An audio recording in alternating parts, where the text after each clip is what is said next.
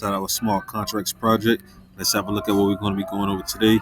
Yesterday, if you recall, we went over the process of actually deploying our contract to our terminal using Anvil. And this is the address that we actually saw the information we saw when we actually deployed our contract. We saw the transaction broadcasted. This was broadcasted to. This is the block it was mined in. No, this is the block broadcasted from. So this is where it's coming from. This is the block it was mined in. And this is where it was deployed to. This is the address here. So also we can go to our inward terminal and see all of the transaction data that was transmitted there. This is what we should see.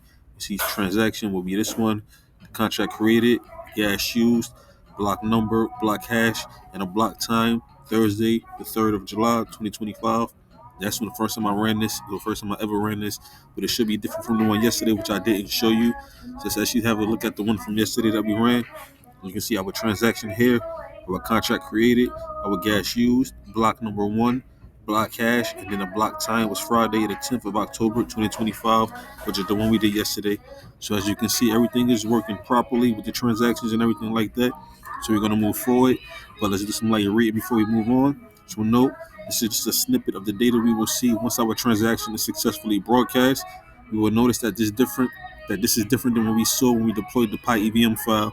This version uses the transaction broadcasted, TX broadcasted for short, and contract deployed terminology. These terms are not used in the deploy favorites.py or deploy favorites pyevm.py contract transaction. The PyEVM only returns the data that was processed. This is because for Titanoboa, if we don't give it an RPC, it doesn't send a real transaction, so when it's in broadcasting. So basically with BOA, we're sending a real transaction or what it thinks is a real transaction. That's why this information is generated. But with Titanoboa, we're only sending mock information with the PyEVM, so none of this stuff is broadcasted because it's not necessary. So with that being said, we're going to move forward. But of course, I will keep you posted every step of the way. For now, this is the Python Papi. You guys stay Gucci.